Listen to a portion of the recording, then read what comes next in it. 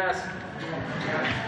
Pues vamos el día de hoy, como todos los miércoles, vamos a la sección de quién es quién en las mentiras de la semana. Esto es importante porque obliga a todos a actuar con rectitud, a decir la verdad, a dignificar el noble oficio del periodismo y de esta manera pues cuidamos, ¿no?, que se cumpla con el derecho del pueblo a la información, y esto implica una información cierta, veraz, profesional, objetiva, no tendenciosa, y poco a poco tenemos que ir logrando este propósito, que siempre sea la verdad la que se imponga, la que predomine. Entonces vamos a escuchar a Elizabeth, a ver qué nos trae. Con su permiso, señor presidente, buenos días a todas y a todos. Este es el quién es quién en las mentiras de la semana del 15 de junio de 2022. La primera, Reforma publica que el INSABI no distribuye los medicamentos que compra, apenas un 32%. Eso no es verdad.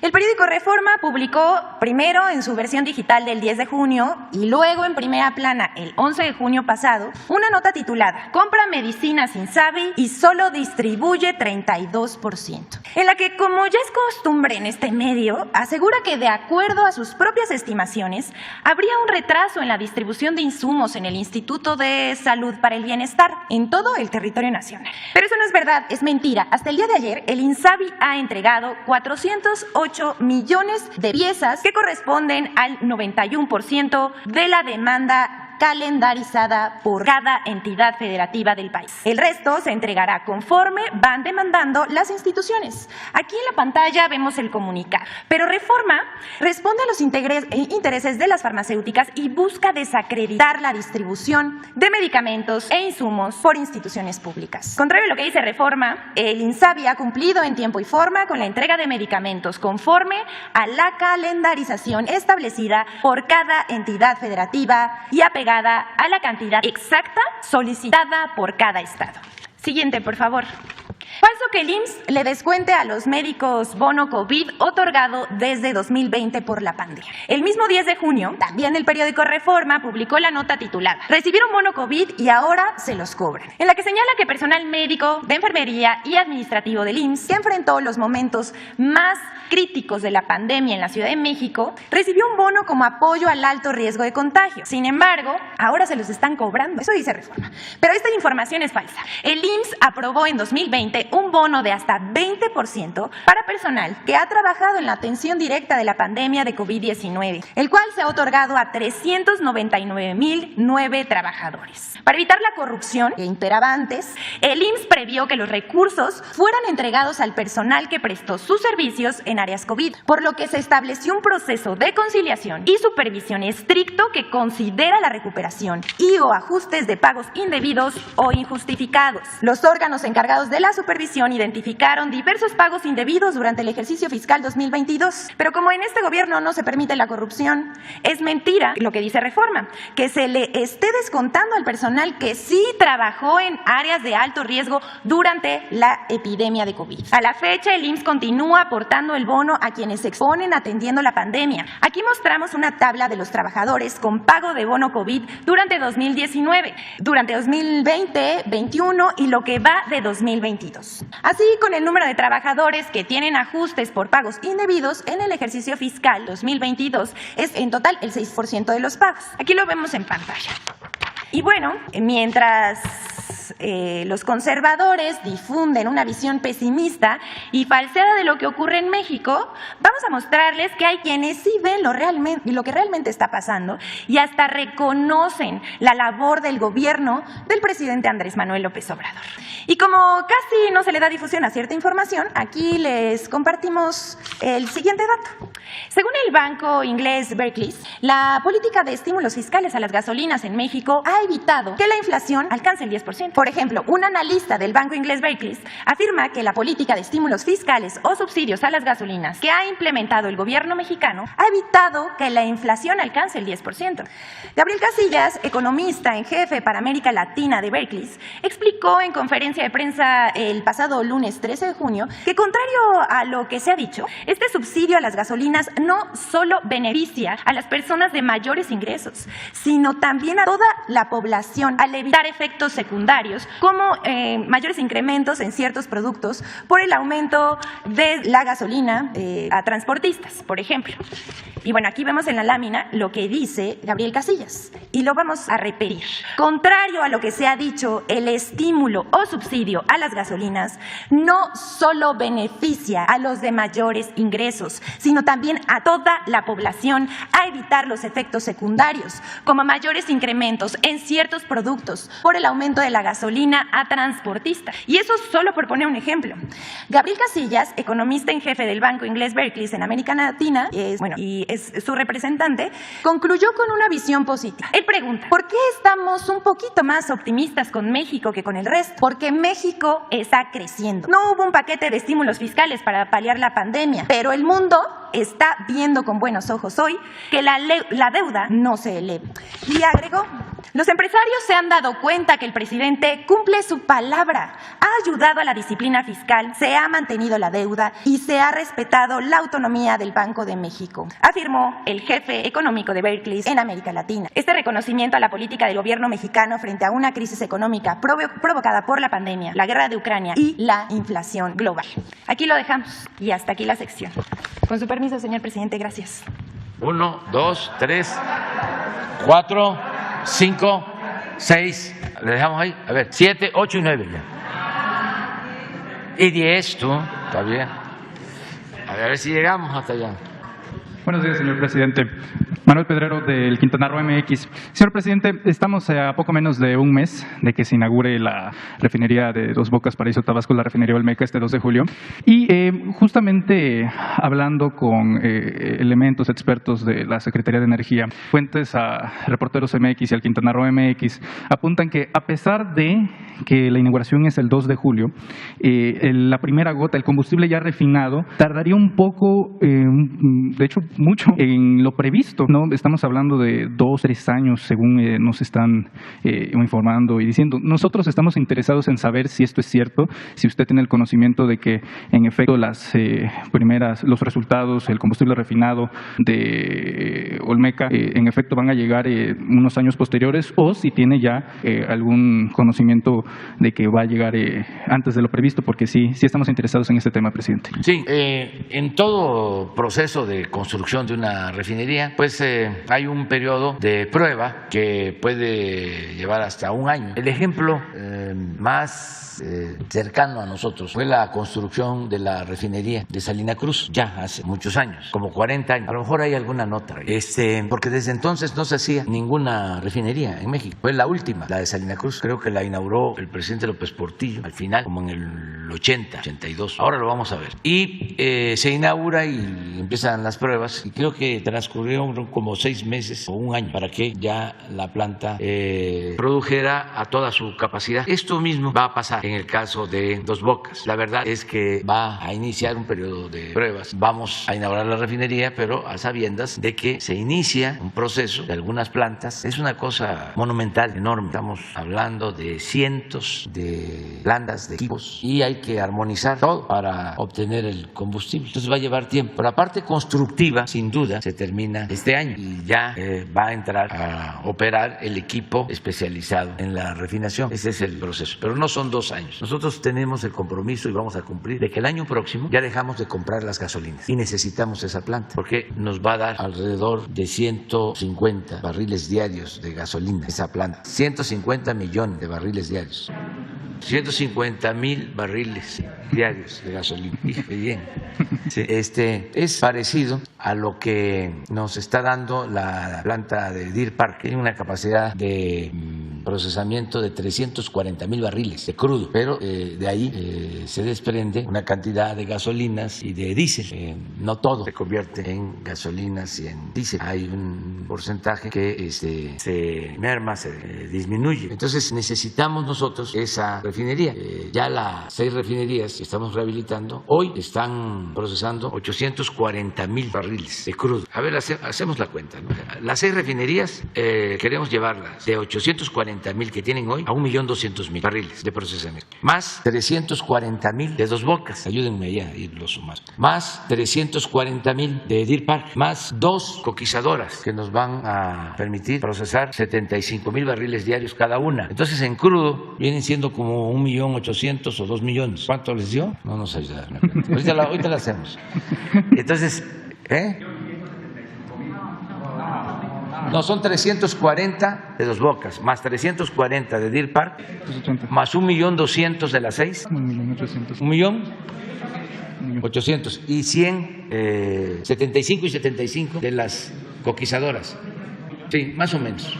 Eso es lo que estamos comentando. Y eso nos va a permitir contar con alrededor de 800 barriles diarios de gasolina y como 500, 600 de diésel, que eso es lo que nos va a permitir la autosuficiencia. Eso lo vamos a poder explicar a detalle. Pero bueno, la respuesta es de que sí, va a llevar tiempo. Un periodo de prueba. Sí, pero no los 2 años. Correcto. O sea, va a estar ya produciendo a toda su capacidad el año próximo. El compromiso que tenemos es dejar de comprar las gasolinas y el diésel, ser autosuficientes en el 2023. Y es el compromiso que vamos a cumplir. Correcto, presidente. En una segunda pregunta, presidente, hace un par de semanas, mientras salíamos de este recinto histórico, hermanos centroamericanos, concretamente de la República de Guatemala, asistieron a Palacio Nacional para llegar a hacer una denuncia aquí a estas instalaciones, debido a que los turistas guatemaltecos que desean visitar nuestro país a través de la vía terrestre, a través de sus vehículos, al momento de cruzar la frontera en regiones como Tapachula y otros sitios de la frontera mexicana,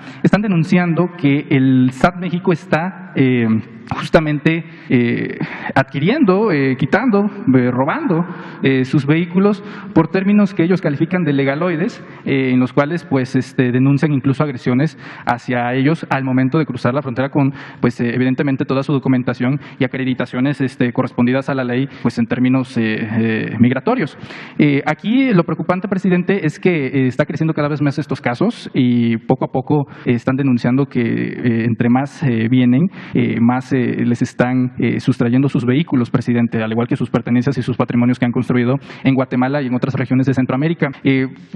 Como caso de denuncia, no para exponerlo aquí en la mañanera, porque desgraciadamente, presidente, como ya muchos otros compañeros lo han dicho aquí, si no se dice aquí, desgraciadamente en instituciones locales se sigue avanzando en esto sin que haya repercusión alguna. Entonces, para hacer el planteamiento, presidente, si tiene conocimiento de estos casos que justamente nos hacen llegar, incluso ya tienen documentación ahí en Atención Ciudadana sobre estos casos. Aquí también traemos todo el contexto de notas informativas también para alimentar el caso y pues ponerle un freno a este tipo de actos que se están llevando en la frontera para que no se dé una terrible imagen, ¿no?, de las autoridades fronterizas a nuestros hermanos centroamericanos, ya que a pesar del agravio están sumamente interesados en visitar nuestro país y justamente acuden a Palacio Nacional y que se plantea aquí en esta conferencia matutina para que sea de conocimiento de usted del país y que se ponga un alto a esto y se investigue de manera correspondiente, presidente. Sí, lo vamos a hacer. ¿No sabes qué autoridad o quiénes son? Sí, por motivos de seguridad, sí, preferiríamos se le entrega, está bien. Pero decirles que son bienvenidos los hermanos guatemaltecos, centroamericanos. Llevamos muy buena relación con el pueblo de Guatemala, con los gobiernos de Guatemala y con los gobiernos de Centroamérica. Hay relaciones de mucho respeto, de amistad. Son entrañables nuestras relaciones con los pueblos de Centroamérica. Ahora que fuimos de gira, la gente en la calle, tanto en Guatemala como en El Salvador, en Honduras, en Belice, muy contentos de que los visitaran, tanto la gente como las autoridades. Llevamos muy buenas relaciones con los gobiernos de Centroamérica y del Caribe. Entonces, vamos a investigarlo, a verlo. Llevamos buena relación con el presidente de Guatemala y, repito, con la gente, con el pueblo de Guatemala, que los respetamos mucho y que no merecen ser maltratados. La verdad, no sabía, es la primera vez que tengo esta información, pero vamos a investigar a fondo y vamos a actuar. Por acá quedamos, ¿no?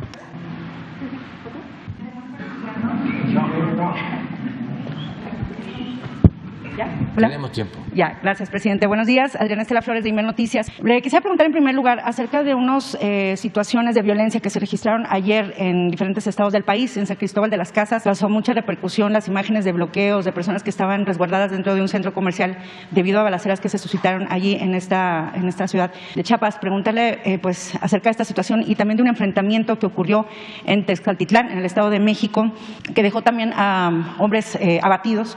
Y pues preguntarle cuál es el diagnóstico que tiene el gobierno federal respecto a estos hechos de violencia que se siguen registrando en el país y si esto hará o que usted considere necesario hacer un ajuste en la estrategia de seguridad, presidente. Pues es muy lamentable que se sigan presentando estos hechos de violencia. Se están atendiendo. En el caso de San Cristóbal, son dos grupos que se están disputando el control de un mercado. Así están las cosas. Y ya se está actuando. Desgraciadamente, una persona perdió la vida en estos enfrentamientos. Es lamentable que existan estos grupos de choque muy cercanos a la delincuencia organizada y se va a seguir actuando, aplicando la ley y que no haya impunidad. Y en el caso del Estado de México se trató de un enfrentamiento con policías ministeriales que iban a ejecutar una orden de aprehensión y de acuerdo al informe que se tiene, pues fueron agredidos y hubo un enfrentamiento y perdieron la vida tanto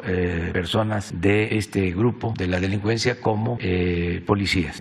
También es un enfrentamiento como el que se presentó hace algún tiempo también en el Estado de México con las mismas características y parece que es parte del mismo grupo. Está investigando el gobierno del Estado de México. Tenemos que continuar con la misma estrategia porque no se puede enfrentar la violencia con la violencia. Esto es polémico. El periódico conservador La Reforma, ahora que mostrabas otra nota, a ver si lo vuelves a poner, con la misma concepción que tienen los conservadores. Sí, esto, mire.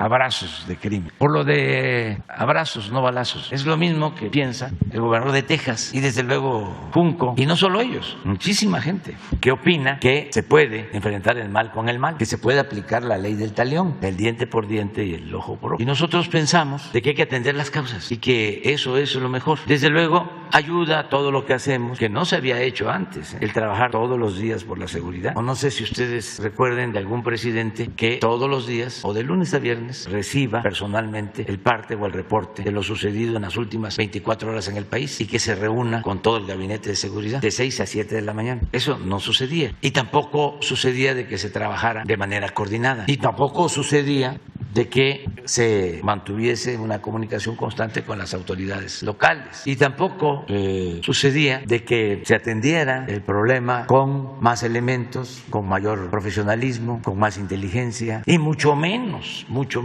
sucedía de que no existiese contubernio entre la autoridad y la delincuencia. Me he cansado de decirlo, pero eso no aparece en el Reforma, de que ya no es García Luna el encargado de la seguridad pública en el país. Entonces, todo eso se está haciendo, pero lo más importante de todo es atender las causas, procurar que tengamos una sociedad mejor, que los jóvenes sean atendidos, que no se les margine, que tengan derecho al trabajo, que tengan derecho a la educación, que se combata la pobreza, que se evite la desintegración de las familias, que se fortalezcan los valores que existen en las familias, en los pueblos, valores culturales, morales, espirituales, que no se continúe impulsando un estilo de vida materialista que se considere como lo fundamental, el dinero. Todo eso es lo que nos va a ayudar a ir resolviendo el problema y vamos avanzando. Nada más que el país estaba en plena descomposición. Por eso yo insisto de que si se quiere enfrentar una crisis, una decadencia, no hay más que una transformación. Si hubiese continuado lo mismo,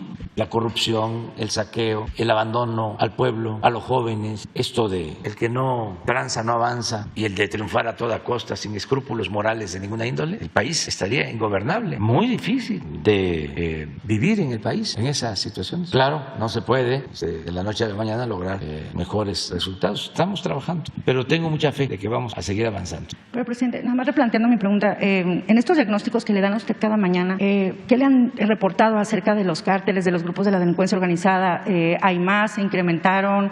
¿Hay algunos cárteles que hayan adquirido mayor poderío en el país? Y también, ¿qué le respondo? ¿Qué le dice a las personas o a la población de estas zonas que, como se ve ayer en San Cristóbal de las Casas, pues se enfrentaron a estas horas de situaciones violentas? Que se dan estos casos, no es generalizado, no es lo que dicen los de las agencias estadounidenses de que el 30% del territorio está dominado por el crimen organizado en México. No es cierto, lo podemos probar. Hay estados donde no hay homicidios. La mitad de los estados no tienen un problema de violencia que se refleje en homicidios. Y de la otra mitad son 8 o 10 estados donde tenemos, en el caso de homicidios, más problemas. Es Estado de México, Michoacán, a ver si me falta uno, Baja California, Zacatecas, Guanajuato, Sonora, Jalisco. Básicamente, ahí se concentra, en 6 estados se concentra el 50% de los homicidios. En 6 de 32. Y vamos avanzando poco a poco. Ahora vamos a presentar el informe. En los últimos días ha habido más violencia en homicidio. Pero imagínense, desde que llegamos se ha reducido el delito de secuestro en 75%. 75%. Este incremento de homicidios. ¿Por qué una cosa baja y la otra no? Está muy vinculado con las bandas de la delincuencia que quedaron sembradas desde el periodo neoliberal. No son nuevos, son los mismos, que vienen desde Calderón y se fortalecieron en los últimos tiempos. ¿Cuántas bandas serían, presidente? Pues de las más conocidas, pues Jalisco, Sinaloa, en Guanajuato hay una banda fuerte, Tamaulipas, ¿sí? Y muchas otras derivadas de las grandes. Hay lugares en donde predomina una banda fuerte y no hay enfrentamientos entre grupos y por eso no hay homicidios. Se los explico más, es interesante. ¿En qué estado se da esto, presidente? Por ejemplo, en Sinaloa, no está Sinaloa entre los estados con más homicidios. ¿Lo vemos? A ver, homicidios. ¿O sea, es una paz pactada, presidente? ¿O? Es que hay una sola banda. La mayor parte de los homicidios, 75%, tiene que ver con enfrentamientos entre grupos de las bandas. Solo hay algunas, por ejemplo, esta del Estado de México, que se meten mucho con la población por la extorsión, a dominar en mercados, a cobrar derecho de piso. Pero por lo general las bandas grandes tienen que ver con el narcotráfico. Aquí están. ¿Dónde está Sinaloa? La media pues debe estar por acá. Hay otras, a ver si... ese es de enero a abril. Pero eso es lo que les estoy planteando. Pero voy a poner otro ejemplo. Durango. Entonces... sin embargo, Michoacán, ¿qué pasa aquí? Aquí no hay un solo grupo, aquí son como 10 distintos. Entonces los enfrentamientos aquí entre las bandas son mayores. Para ir entendiendo, ¿no? El fenómeno. Entonces, ¿qué hacer? ¿O qué estamos haciendo? Más presencia. Lo que comentaba también, ¿no? Por tu pregunta, sí. 6 estados, 49% de homicidios. Estos: Michoacán, Guanajuato, Estado de México, Baja California, Jalisco y Sonora. Entonces, esta es la situación. Estamos avanzando porque en todos estos estados donde hay más violencia, ahí tenemos más programas de bienestar. Ahí hay muchísimos jóvenes trabajando como aprendices, porque lo que queremos es quitarles el semillero de jóvenes, el que los jóvenes no se vean obligados a tomar el camino de las conductas antisociales, que no los enganchen. Y es una labor, pero esto no se hacía. Bueno, ni siquiera había vigilancia. Y las policías de abajo arriba y de arriba abajo, en muchos casos, estaban completamente al servicio de la delincuencia organizada. Imagínense el brazo derecho del presidente Calderón, el encargado de enfrentar el problema de la inseguridad y de la violencia, estaba metido y está en la cárcel porque vendía protección a un grupo. Y además el error, en política los errores son como crímenes. Imagínense el error de declarar una guerra sin tener idea de nada, sin un diagnóstico de lo que estaba sucediendo, nada más para ganar legitimidad, pensando de que con eso iba a quedar bien en el extranjero y iban a aplaudir los derechosos. Sí tiene pantalones. Nos metió en un lío, le pegó un garrotazo a lo tonto, al avispero. Bueno, hasta las guerras son tan importantes y tan dañinas y decisivas que no se les puede dejar en manos de generales. Nada más miren lo que está sucediendo ahora en el mundo por el mal manejo político del conflicto de Rusia con Ucrania. Eso fue un error político y lo que provoca, pues eso digo, la política, no hablemos de que sea la ciencia, el arte o verdad, es un oficio y ahí falló la política. Entonces, nosotros ahí vamos, poco a poco, enfrentando este grave problema que se originó porque se abandonó al pueblo por completo. Y además se elevó al rango supremo la corrupción. Y un gobierno sin corrupción no sirve para nada, para nada. ¿Un gobierno sin corrupción? ¿Con corrupción, dice usted? Con corrupción. Es que usted dijo sin corrupción. Un gobierno con corrupción no sirve para nada, que era lo que pasaba. ¿Sí? Entonces, imagínense los ejemplos que daban. Pues por eso tenían licencia para robar, para delinquir. Si lo hacían los de arriba, pero además el modelo de vida, lo que hablábamos siempre, lo hemos dicho siempre, el lujo barato, la pérdida de valores y la Cheyenne a pa, como si eso fuese lo máximo. Y todavía hablaba yo de un multimillonario que dijo algo así como: si aspiras a un Ferrari, no estés pensando en un Toyota. O sea, piensa en grande, pero en lo material. Entonces, si el dinero es el Dios de las personas, no hacemos nada. Habiendo tantas cosas tan maravillosas, lo material debe de pasar a segundo plano. Pero no, ¿cuánto tienes? ¿Cuánto vales? Y esto reproducido en todo. Sí, gracias a nuestras culturas no se deshizo el país, porque somos herederos de grandes civilizaciones y en las familias, en los pueblos, en el México profundo, se mantienen muchos valores, muchísimos valores. Gente que si encuentra una cartera la devuelve y está pensando de que hay que hacer el bien sin mirar a quién. Hay mucho en nuestro país, hay mucha honestidad. Los corruptos son unos cuantos que además se creen muy inteligentes. Por eso México es muy grande. La mayor riqueza de México es la honestidad de su pueblo. Y por eso estamos avanzando. Y por eso estoy optimista. Y además, vean la imagen de México en el mundo en los últimos tiempos. Nos respetan. Si de por sí a México lo respetan mucho y al pueblo de México lo quieren mucho en todas partes, ahora ha recobrado su prestigio, su grandeza, su gloria. Pero es por eso, porque se están llevando a cabo cambios. Y desde luego que están molestísimos. Imagínense ustedes. Pero ojalá y lo internalicen. Respiren profundo. Piensen. ¿Qué siente un potentado de México que por influyentismo, porque ellos eran los que mandaban, no pagaban impuestos y que ahora tiene que pagar? Pues están enojadísimos, muy molestos. Claro, ya muchos están entendiendo de que ya no se podía seguir así, engañando a la gente, y por eso la mayoría de los medios de información en contra. ¿Cuándo se había visto eso? Nunca, siendo objetivos. La prensa se dedicaba a aplaudir o a callar. Ya no. Vean los programas de radio, vean la televisión, los periódicos, no, pues ahí está el Reforma. Todos los articulistas, hagan un ejercicio hoy y que mañana alguien lo presente. Pongan todos los periódicos que se publican en México hoy, los llamados nacionales, que realmente se distribuyen solo aquí en la ciudad. Pero bueno, pónganlo sobre la mesa y enlisten y revisen las columnas y los artículos. Deben de ser 200 y vamos a verlo mañana. Vamos a hacer el ejercicio nosotros todos. A ver, nada más para los artículos del Reforma, de las páginas editoriales del Reforma. Son 2 páginas, deben de ser como 6 artículos, ¿no? Al azar, pero eso lo podemos hacer completo. ¿Cuándo en México se veía lo que estamos ahora constatando? Nunca. ¿Por qué? La molestia y por qué, no solo por la publicidad, que ya no hay, sino porque estos medios de comunicación representaban a grupos que medraban al amparo del poder público. Eran los que recibían los contratos, eran los que le vendían al gobierno mercancías de todo tipo.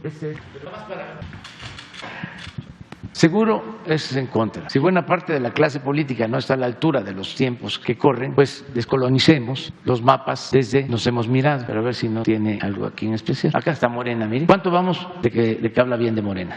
Preocupados por ganar elecciones y marcar terreno, Morena y sus aliados, o la oposición y los suyos, suman y restan para declarar victorias o maquillar derrotas. Y está bien, en lo electoral se trata de ganar. Otra vez, nada nuevo. Participan los que quieren y los que no. No, solo que en la visión reduccionista de nuestras contiendas contemporáneas exhibidas en redes sociales y asfixiadas por lugares comunes, las ausencias son traición y las presencias acaso se reconocen como accidente. A ver, Sergio, dice aquí nomás, muchos linchamientos en nuestro país quedan impunes porque las autoridades no quieren enfrentar a un pueblo entero. La impunidad hace que se repita. O sea, sí, que los justificamos los linchamientos. Ah, mire, aquí estoy yo.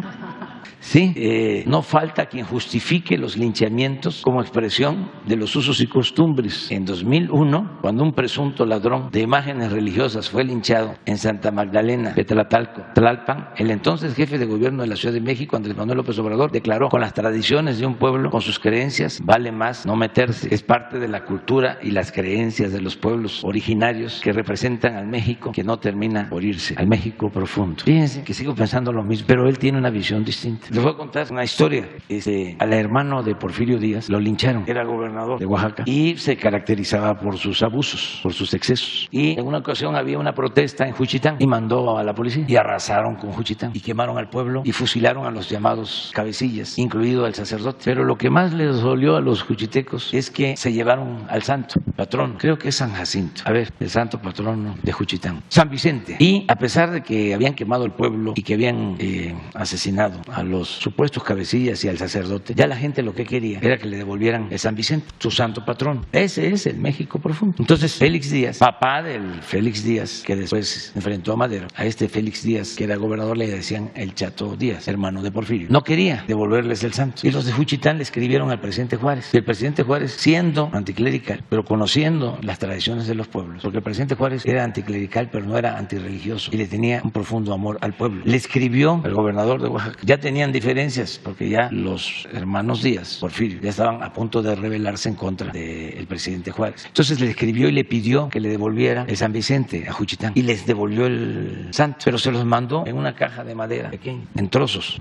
La gente pues lo arregló. Yo he ido a Juchitán buscando el San Vicente, ya no está. Pero esto que les estoy comentando es parte de una investigación. Hay documentos. Es una investigación que está en uno de los libros de historia de México de Daniel Cosío Villegas. Entonces viene la rebelión de la Noria de Porfirio Díaz en contra del presidente Juárez y va el ejército federal a enfrentar a los rebeldes a Oaxaca y el gobernador era el hermano de Porfirio Díaz. Entonces cuando sienten que no iban a poder resistir, deciden salirse de Oaxaca y el Chato Díaz manda a su ayudante a conseguir un barco a Puerto Ángel y sale de Oaxaca a Puerto Ángel para embarcarse e irse al extranjero. Su ayudante llega a Puerto Ángel, había una embarcación y la contrata y se va él, de modo que cuando llega Félix Díaz no hay ninguna embarcación en Puerto Ángel y se tiene que esconder ahí a esperar que llegue una embarcación. Los juchitecos, quien conoce Oaxaca sabe que no está cerca Juchitán de Pochutla, de Puerto Ángel, ahí donde fue ahora la desgracia del huracán, pero seguramente por la costa, por Salina Cruz, toda la costa, se mueven, se movilizan y lo buscan y lo ajustician al hermano de Porfirio. Entonces, ¿cuál es la lección de todo esto? Pues no hay que meterse con la religión de los pueblos. Y lo mismo pasó después, cuando el presidente Díaz se metió a quitarle las tierras a los legítimos dueños, cuando se metió a despojar de sus tierras a los yaquis, a los mayas y a otros pueblos. Entonces, ese es el México profundo. Entonces, Sarmiento, pues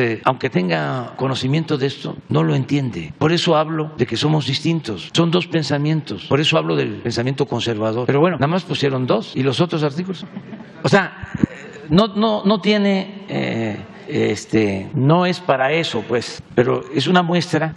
El Reforma es como el equivalente, ya hablando de historia, a lo que fue el Imparcial en la época de Porfirio Díaz. Nada más que el Imparcial sí era un periódico muy leído. Fíjense que llegó a tener un tiraje de 120,000 ejemplares diarios en aquellos tiempos. Claro, totalmente porfirista. Se apoyaba Porfirio en el Imparcial. No.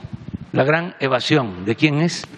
De los migrantes, ¿no? Por decir, Calderón, ¿no? Aquí estoy yo, mire, en la hamaca. No es la hamaca.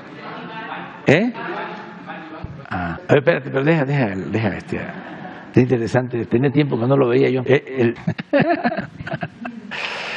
Sí, estamos muy obsesionados por ellos. Y miren la que sigue, es segurísimo. El dinero que ha generado nuestro gobierno con la venta del crudo en el último año no es permanente ni recurrente, pero no lo ahorran, lo estamos tirando, fondo desfondado. Pero también es entendible, porque ¿qué hacían antes con los excedentes? En el gobierno donde se recibió más dinero por precios altos del petróleo fue en el de Calderón. ¿Y qué hicieron con los excedentes? Nosotros se los estamos dando a la gente porque una parte del excedente nos está permitiendo que no aumente el precio de la gasolina y esto ayuda al pueblo. ¿Pero ustedes creen que esa política les gusta a los conservadores? No, dádivas, ¿dónde está? Sí, es decir, el dinero que debería ser para beneficiar a futuras generaciones, por ejemplo, para que no pagaran impuestos los banqueros, los grandes empresarios, que son los que están financiando la Reforma. En vez de eso, estamos gastando hoy en dádivas como el Tren Maya, como Dos Bocas, como el Transísmico, son dádivas. ¿Saben cuántos están trabajando hoy en Dos Bocas? Cerca de 30,000 obreros, nada más por eso. ¿Cuándo se había invertido tanto dinero en el sur-sureste como ahora? Pero convencerlos a ellos, no, pero ellos dominaban. A ver si hay alguien que hable de la crisis de Nuevo León. Sí, no existe, ¿verdad? No, porque los dueños de este periódico, que son también los dueños del norte, ponen y quitan gobernadores y no asumen su responsabilidad. responsabilidad. Pero bueno, esto es lo que... Y mira, tenía tiempo que no veía a Catón. Ya está grande, le mando un saludo y le deseo que viva mucho más tiempo y con alegría. Vaya.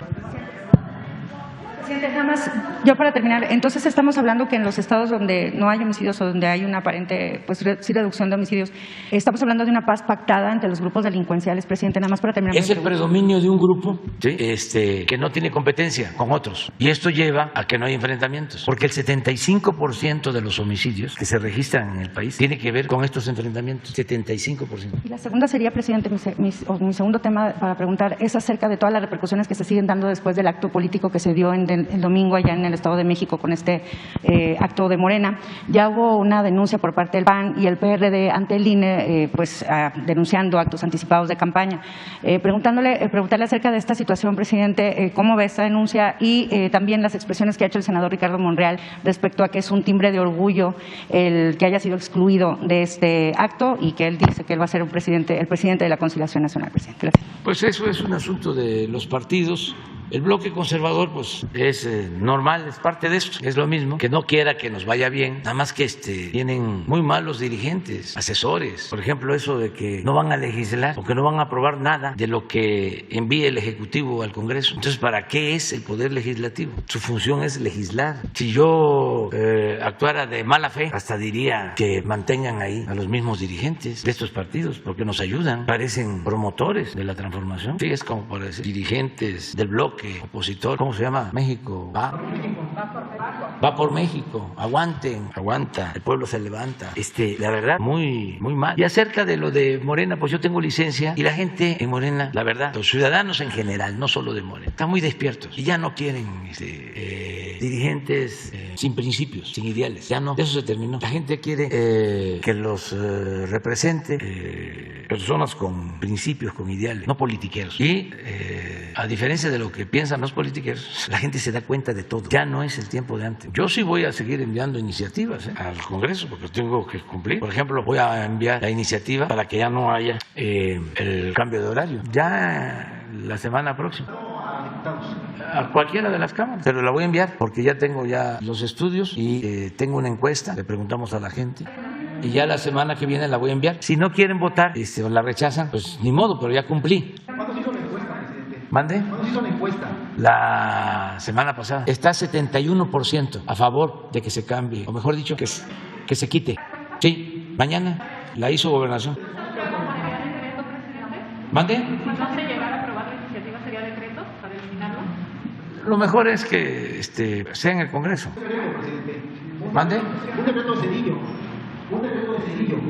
Sí, pero es mejor que sea una reforma, alguna de las leyes secundarias, para que no sea reforma constitucional. Entonces, para la próxima semana les presentamos la encuesta, lo que opina la gente y los estudios. Entonces, si a lo mejor desde hoy ya me contestan los del bloque que no van a aprobar, pero yo tengo que enviarla y así voy a seguir enviando.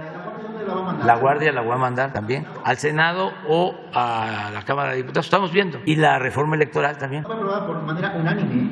Sí, vamos a mandar las dos. Estas dos y la de el horario de verano. Presidente, yo no puedo hablar de Lo más pronto. No, pero vamos por orden. ¿A dónde quedamos? A ver, ¿quién quedó? Ándale. Tenemos tiempo. Buen día, presidente. ¿Sí se escucha? Ay, perdóname. ¿A quién le toca? ¿Cómo? Yo, presidente. ¿Tú la pediste? Sí. Bueno, las dos, pues. Gracias, presidente. Las dos. Buenos días, Nancy Flores de la revista Contralínea. Presidente, usted nos había dicho que no iba a pronunciarse respecto de los estados que estaban en proceso de elecciones hasta que pasara pues estos comicios. Ya el pueblo de Tamaulipas ha decidido que castigar de alguna manera al Partido Acción Nacional y sobre todo al gobernador Francisco Javier García Cabeza de Vaca.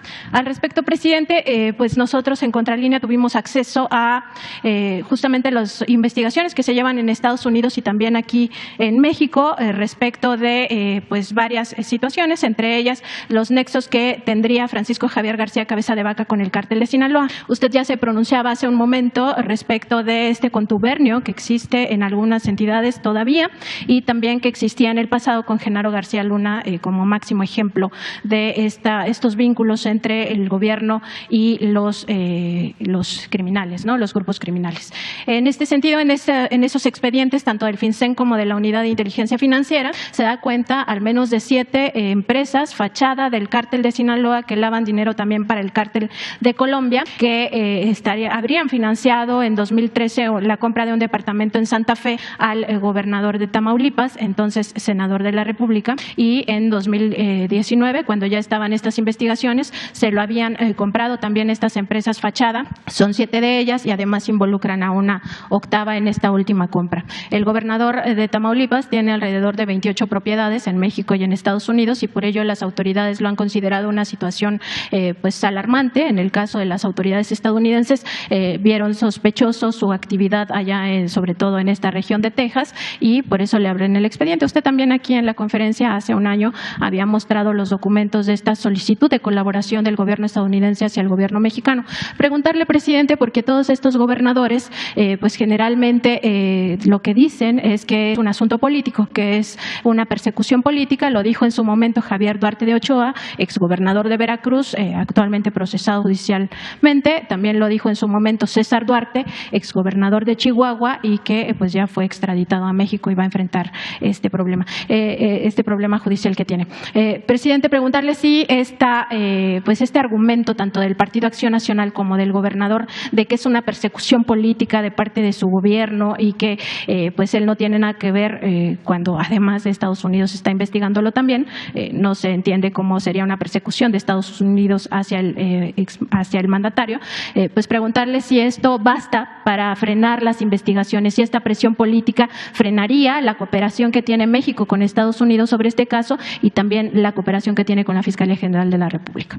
No, mira, son casos que ya están en la Fiscalía y en el Poder Judicial. Entonces ya no queremos nosotros pronunciarnos precisamente para que no se tenga la excusa o el pretexto de que se les está persiguiendo. Desde el principio he dicho que no es mi fuerte la venganza y tengo mi conciencia tranquila y no soy hipócrita, no tengo un doble discurso. El caso del gobernador de Tamaulipas inició con una investigación de la Fiscalía, que es autónoma. Yo me enteré por los medios y cuando empezaron a decir de que era una persecución, me llegó un oficio, que no sé si lo di a conocer aquí, en donde se le pedía a la Fiscalía o a el Instituto, la Oficina de Inteligencia Financiera, el FinCEN, que se revisaran las propiedades del señor García Cabeza de Vaca. Entonces me llegó el oficio, pero últimamente el oficio de una institución estadounidense. El FinCEN, que es como la UIF mexicana. Bueno, entonces aquí yo dije, existe ese oficio donde están pidiendo información. Fue lo único que dije, porque no tenía yo ninguna información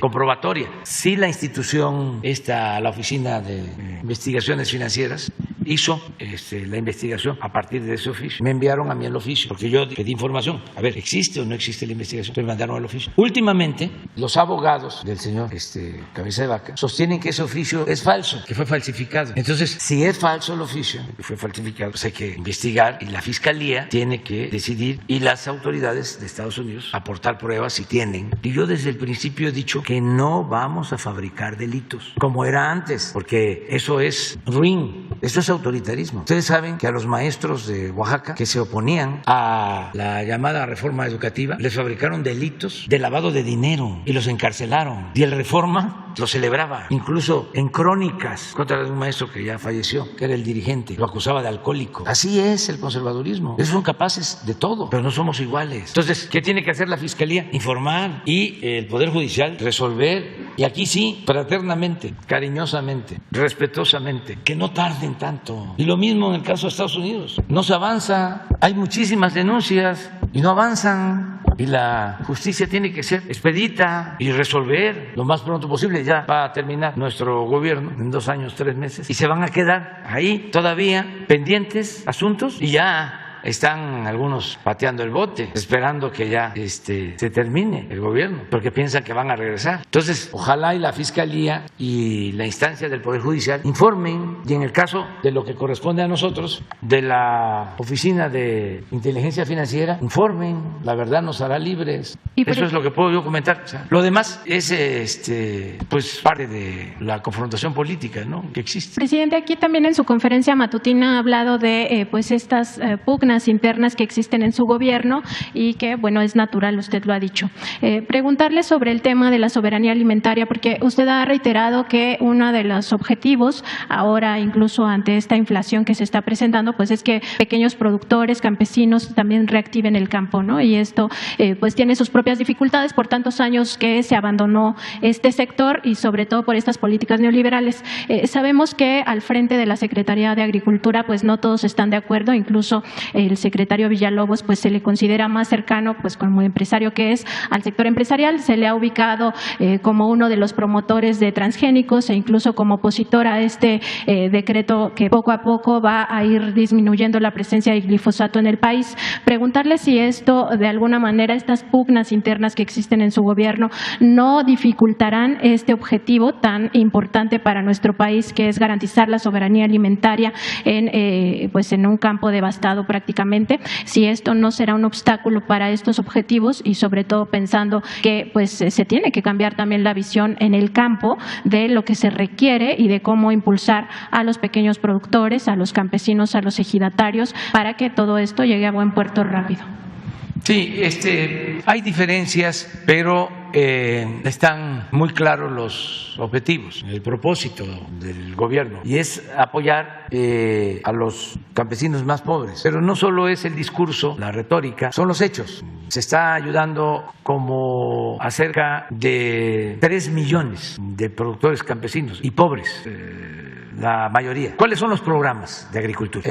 Producción para el Bienestar. Eso va a 2 millones de productores que reciben de manera directa un apoyo para sembrar. Lo que era el Procampo se reformó y ahora le llega a los de abajo, a cerca de 2 millones. No lo maneja Agricultura, pero tiene que ver con el campo. El programa Sembrando Vida. Son, creo que 5,000 pesos por jornal. A ver si y son 440,000 sembradores de Sembrando Vida para que cultiven sus parcelas. Es una inversión de 29,000 millones de pesos. Ese es el otro programa, ¿no?, importante para el campo. Directo, no hay intermediarios. El tercero, los fertilizantes gratuitos. Todo Guerrero, completo. Todos los productos, completo. Pero ya se amplió a Morelos, a Puebla, Oaxaca, Chiapas, Zacatecas, Durango, Nayarit, creo que Veracruz también. O sea, y se va a ampliar más. Y son fertilizantes gratuitos para pequeños productores. ¿Qué otro programa? El apoyo directo a pescadores, a 200,000 pescadores que reciben un apoyo. De los que recuerdo, no son muchos. Antes eran muchísimos los programas. Hace poco leí a uno de estos expertos que decía, habían 20 programas o 30 y ahora nada más hay 5. Se abandonó el campo. No, son menos pero mejores. Son pocos pero mejores. Y le llegan a la gente. Lo que, por ejemplo, el Procampo no le llegaba a los pobres, no le llegaba a las comunidades indígenas. Y ahora lo primero son las comunidades indígenas. Entonces sí ha habido un cambio, una política. Y una cosa muy importante, imagínense cuánto se quedaba de ese dinero que se entregaba supuestamente a los campesinos o se destinaba al campo en las organizaciones. ¿Cuánto le entregaban a Antorcha Campesina? Miles de millones de pesos a todas las organizaciones. Sí, así como lo hicimos con la COFEPRIS, así tenemos que hacerlo también sobre cómo era la corrupción, porque a veces se olvida. Pues claro que se molestan porque ya esos programas no funcionan. Y acerca de cómo se aplican los programas, bueno, pues hay responsables. El secretario cumple con su responsabilidad y si ya dijimos no al maíz transgénico y no a agroquímicos que dañen la salud, pues así está. Y sí hay, no es el caso. En todos lados hay resistencias al cambio y en todos los gobiernos. Yo les hablaba pues del mejor gobierno que ha habido en la historia de México, el gobierno del presidente Juárez, y cómo se enfrentaban los ministros. Yo creo que el presidente Juárez, en todo el tiempo que estuvo en la presidencia, en su encargo, creo que tuvo más de 10 secretarios de Hacienda. Una vez los conté, creo que como 14. Porque pues no entendían o no se entendían entre ellos y él era muy conciliador y muy paciente y por eso su grandeza, porque habían radicales liberales y habían liberales moderados y se enfrentaban y los conservadores. Ahora vi también un mensaje de estos de las redes difamándolo al presidente Juárez porque sigue con lo mismo, diciendo de que no había ganado nunca una elección y no es cierto, sí ganó elecciones y que no era bueno para combatir como militar. Pues también él era un estratega político, hombre con mucho aplomo, con mucho valor. Acabo de dar a conocer en un discurso en Puebla, el 5 de mayo, una anécdota extraordinaria que cuenta Fernando del Paso, que le dice Juárez porque lo inventa Fernando del Paso, ese gran escritor finado que mereció el premio Nobel de literatura, de los mejores escritores. Entonces, en su libro Noticias del Imperio, inventa un diálogo de Juárez y su secretario y dice Juárez, oiga, secretario, todos los próceres han sido de a caballo, Bolívar, O'Higgins, el mismo cura Morelos, y yo nada más he montado mulas. ¿Cómo, Benito Pablo, vas a ser un prócer de mula? Aunque las mulas no se desbarrancan y resisten y llegan más lejos. Y ahí le dice el secretario, sí, usted es mula. Perdón, presidente.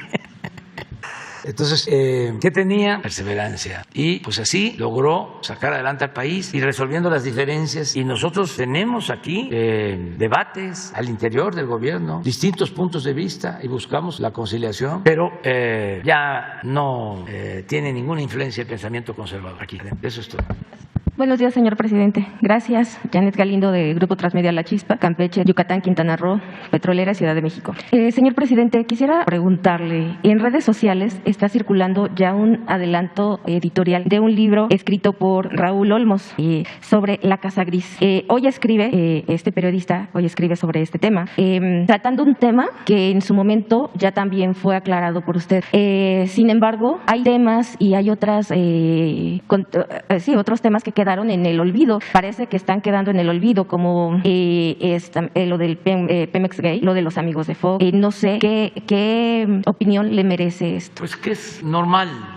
Este periodista forma parte del Reforma, es toda una corriente de medios conservadores, no sé si del Reforma o de un periódico de Guanajuato, y creo que trabajó con Claudio X González, o sea, es lo mismo, Loret de Mola. Entonces, pues lo importante es estar bien con nuestra conciencia. Si no prueban nada, pues es nada más aplicar la máxima del AMPA, de la política y del periodismo, ¿no? Aparentemente en este tema, en este libro, él da pruebas de este tema de la Casa Gris. Sí, pero ese es un asunto, vamos a suponer, hoy son los abogados, aceptando sin conceder de que mi hijo, que se casa con una empresaria, su esposa, tenga alguna relación empresarial, comercial. ¿Qué tengo yo que ver? Si tienen pruebas, pues que procedan legalmente en contra de los responsables. Pero yo lo que estimo más importante en mi vida es la honestidad. Y yo no establezco relaciones de complicidad con nadie. Y cuando digo nadie, incluyo a mis hijos y a mis familiares. Si no, ya me hubiesen destrozado estos mafiosos con sus voceros. No hubiese yo resistido. Mi escudo, lo que me protege, es mi honestidad. Y no quiero ofender a nadie, pero no me interesa el dinero. Lucho por ideales, lucho por principios. Siempre. Nunca he tenido una cuenta de cheque, nunca he tenido una tarjeta. Vivo con mi trabajo. No aspiro a acumular dinero. Y también, por eso, no quiero ofender a nadie, porque no todo el que tiene es malvado. Pero yo soy feliz de esta manera. Y lo pensaría de veras. Y no quiero ofender a nadie. Pero no me gustaría subirme a un Ferrari, ni siquiera de ir de acompañante. No me gustaría ir a un hotel de gran lujo. O sea, porque no me produce felicidad, al contrario, me produce remordimiento de conciencia. Pero no estoy en contra del que tiene un Ferrari, ni estoy en contra del que tiene mansiones, no estoy en contra del que con esfuerzo, con trabajo, de conformidad con la ley, ha logrado un patrimonio o ha heredado una gran riqueza. No estoy en contra de ellos, para nada. Estoy en contra de la riqueza mala vida, estoy en contra de la corrupción, del saqueo. Me molesta muchísimo de cómo se robaban el dinero de las medicinas. Acabo de ir a Oaxaca y sobrevolamos la zona afectada por el huracán. Fuimos a Pluma Hidalgo y fuimos luego a Candelaria, Los Icha, y bajamos ahí, en los dos lugares, y también en Puerto Ángel, Mazunte, en la costa. Y bajamos en Candelaria, Los Icha, y hablamos con la gente, y ahí está la Secretaría de la Defensa y Marina y muchos servidores públicos ayudando. Y voy a regresar este viernes ya para entregar recursos y apoyar a la gente. Se les está apoyando, pero más todavía a los damnificados. ¿Pero qué veo? ¿Qué me dice la gente? Un hospital abandonado en Candelaria, Los Icha, desde hace 15 años que lo empezaron a construir. Y así dejaron en Oaxaca, estos del bloque conservador, como 50, porque lo que les importaba era dar los contratos de construcción y robarse el dinero. Unos auténticos delincuentes. Pero ¿quiénes eran los delincuentes antes? Ahora, los de las bandas. Antes, los rateros eran los que robaban una gallina, un pavo, una bolsa en el mercado. Los grandes ladrones ni siquiera perdían su respetabilidad. Entonces, imagínense una familia de Candelaria, Los Icha, que se le muere su enfermo, su niño porque no hay médico y está viendo el hospital ahí. Eso es lo que me indigna. ¿Cómo no me voy a indignar de que una corporación financiera obtenga utilidades que ni siquiera se quedan en México por 2, 3, 5 mil millones de dólares y no paguen un centavo de impuestos? Eso sí, molesta, pero eso es corrupción, pero no es estar en contra del que trabaja, invierte, genera empleos, contribuye. Entonces, esa es la diferencia que tenemos con estos grupos. Pueden escribir todos los libros que quieran con absoluta libertad y van a vender muchísimo. En otro tema, señor presidente, bueno, hace rato usted ya también estuvo comentando con respecto a la corrupción. En estos momentos México se encuentra a nivel mundial muy bien situado en el combate a la corrupción. Sin embargo, también se mostró ahorita que antes el de combatir la corrupción salía en primera plana. Digo, finalmente, ahorita no está, todo este trabajo no sale en primera plana. Entonces, ahora que los diputados pues amenazaron con un llamado a la moratoria legislativa, ¿usted los convocaría de nuevo, bueno, los invitaría de nuevo a que llamen ya a legalizar, bueno, a legislar más bien, que ya se legisle lo que es la reforma electoral? Pues sí, pero están en huelga. Es que además me imagino que están muy fatigados porque son muchos los asuntos que tienen que atender. Pero es un asunto de ellos. Yo pienso que es de sabios cambiar de opinión y que si estaban molestos, porque fue después de la elección, de las elecciones, enojados, y dijeron, a ver, ¿cómo nos desquitamos? Entonces pensaron en tirar una pedrada, pero pues se equivocaron, porque su función es legislar. Además, los dirigentes de los partidos no son los jefes de los legisladores. El legislador es representante del pueblo. Un legislador no representa a un partido, representa a los ciudadanos, representa al pueblo. ¿Cómo los líderes, si no son borregos, son representantes populares? ¿Cómo toman una decisión así? Pero es el coraje, ojalá y rectifiquen, pero pues están muy molestos. Imagínense cómo va a obtener votos el PAN si se opuso al programa de la pensión a los adultos mayores. Por lo mismo, porque los domina su conservadurismo, porque para ellos eso es entregar dádivas, es populismo, es paternalismo. Yo me acuerdo que cuando fui jefe de gobierno y comenzamos con este programa aquí, en el 2001, declaró Fox, que era presidente,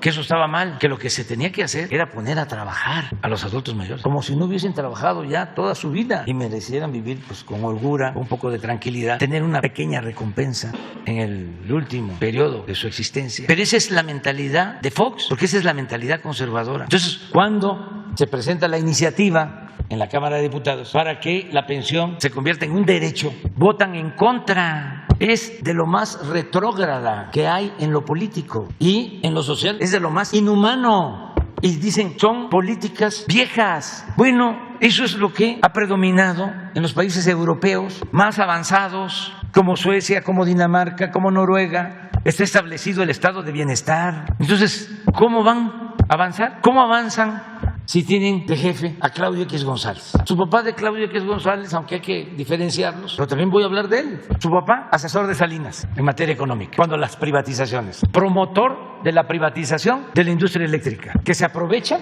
y se queda con una planta de generación de energía eléctrica privada.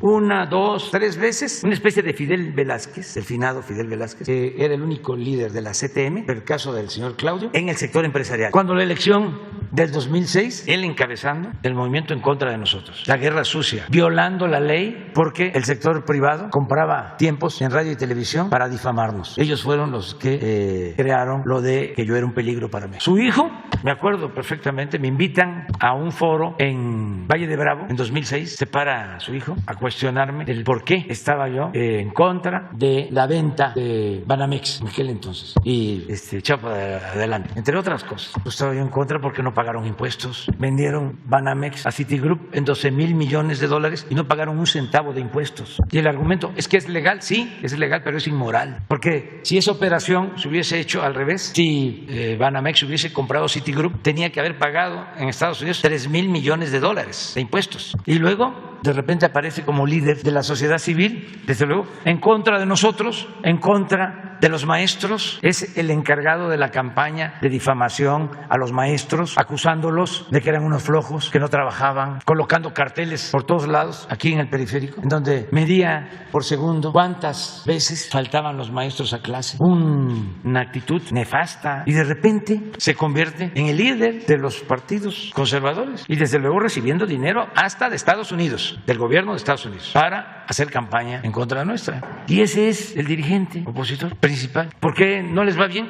Por eso, ¿cómo un maestro de Oaxaca se va a olvidar, o una maestra, de que este señor encabezó un movimiento para ofenderlos, para echarles la culpa de que si estaba mal la educación en México era porque los maestros eran unos flojos, unos rijosos? ¿Cómo? Si desprecian al pueblo, ¿qué piensan? ¿Que están en la época de la colonia? ¿De que los mexicanos son vasallos? ¿O estamos en la época de la esclavitud de Porfirio Díaz, de los peones, y que ellos son los que mandan? No. Luego viene la reforma eléctrica, y en vez de votar por la Comisión Federal de Electricidad para fortalecerla, que es una empresa pública que fundó el general Cárdenas, una empresa que consolidó porque nacionalizó la industria eléctrica el presidente López Mateos, y ahí van todos los diputados del PRI. ¿Y dónde quedó el general Cárdenas? ¿Y en dónde quedó el presidente López Mateos? O sea, ¿quién inspira a los priistas ahora? Porque uno tiene que tener siempre un referente. Para cualquier actividad se requiere un ideal, se requieren principios, se requiere una doctrina, una utopía. ¿Quién nos inspira? Iturbide, Santana, Porfirio Díaz, Huerta, Salinas. ¿Quién? ¿En dónde queda Hidalgo? ¿En dónde queda Morelos? ¿En dónde queda Juárez? ¿En dónde queda Villa? ¿En dónde queda Zapata? ¿En dónde queda Madero? ¿En dónde queda Lázaro Cárdenas? No estamos hablando de los filósofos pensadores del mundo, no, de nuestros próceres. ¿Que no tenemos que definirnos? ¿Que no tenemos que emular, seguir el ejemplo de las mujeres, de los hombres que lucharon en México por la libertad, por la justicia, por la democracia? ¿Que el gritar viva Leona Vicario es nada más palabrerío hueco? ¿Qué hizo Leona Vicario? ¿O Morelos? ¿O Juárez? ¿O el cura Hidalgo? ¿Eso ya no importa? ¿Eso no hay que tomarlo en cuenta? ¿Y para qué están sus nombres ahí en los recintos legislativos? Entonces, ese es el tema ahora. Y que el Reforma actúe como un partido conservador, pues es de lo más normal, lógico, es consustancial a lo que piensan sus dueños y a lo que han hecho siempre. Lo importante, en el caso del Reforma, es que queden al descubierto, al desnudo, porque engañaban de que hacían un periodismo independiente, profesional, no partidista, de la sociedad civil, cuando son defensores de grupos de intereses creados, voceros del conservadurismo. Entonces esos tienen toda la justificación de que sean conservadores, nada más que no engañen, que no simulen. Esa es la diferencia entre unos y otros, ¿no? Porque hay quienes decían, como el finado Fidel Velázquez, soy charro y qué, pero los conservadores se daban baños y se siguen dando baños de pureza, y su doctrina es la hipocresía, el doble discurso, y eso molesta más. Son en esencia iguales, pero unos son corruptos, cínicos, y los otros son corruptos, hipócritas. Y así como el cinismo indigna, la hipocresía también debe de indignar. Ya vámonos al desayuno.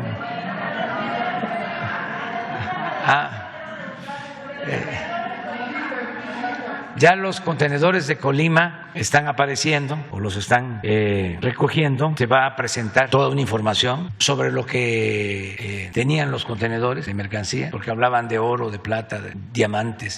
Ya la Secretaría de Marina va a presentar un informe. No, porque se aclara. Claro, la calumnia, como se maneja en el AMPA del periodismo, la calumnia cuando no mancha tizna siempre afecta, ¿no? Por eso lo hacen. Pero a ver, pon el poema, vamos a terminar con eso, de Rubén Darío, sobre el fango. Vamos a esperar a que nos informen. Hoy en la mañana hablaron de que habían encontrado 8. Es que hay que empezar a aclarar de que no estaban en el recinto oficial, estaban afuera del recinto oficial, en unos terrenos particulares que rentan, y de ahí se los llevaron. Pero se manejó de que se los habían llevado del recinto oficial, que está a cargo de la Secretaría de Marina. Entonces se va a informar sobre esto. Vengo de Cadereyta, Nuevo León. ¿Me quedo para mañana? ¿Me da mañana? Sí, mañana te quedas. Ok, presidente.